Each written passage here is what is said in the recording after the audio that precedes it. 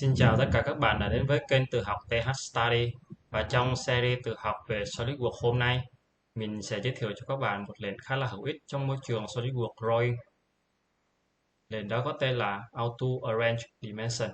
Chức năng của lệnh là sẽ tự động sắp xếp lại các kích thước, giúp cho người đọc dễ dàng đọc bản vẽ và dễ dàng gia công hơn.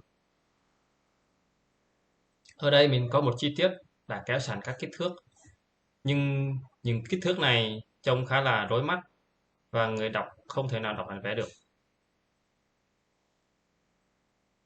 Để kích thước trở nên gọn hơn, dễ nhìn hơn, ta làm như sau.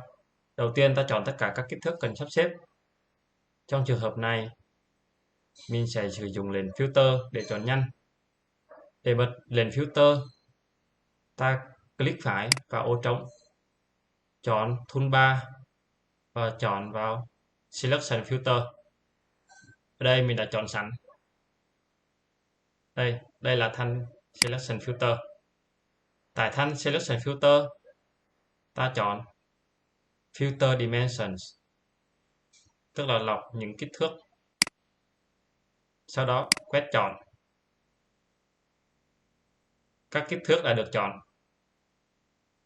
Sau đó ta click vào một kích thước bất kỳ.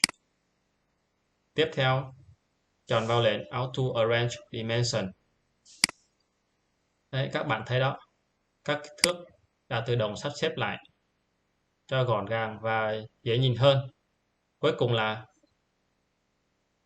ta chỉnh sửa một xíu để bản vẽ trở nên đẹp hơn. Đấy. Và sau khi đã sắp xếp xong, nhớ là tắt đi đèn filter để tiếp tục kéo kích thước.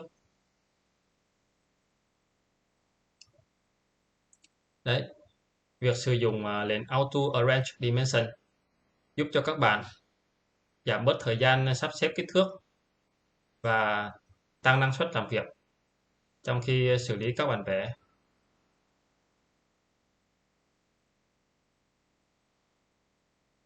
Cảm ơn các bạn đã theo dõi, đăng ký và chia sẻ kênh của mình để nhận những video hữu ích nhé. Xin chân thành cảm ơn.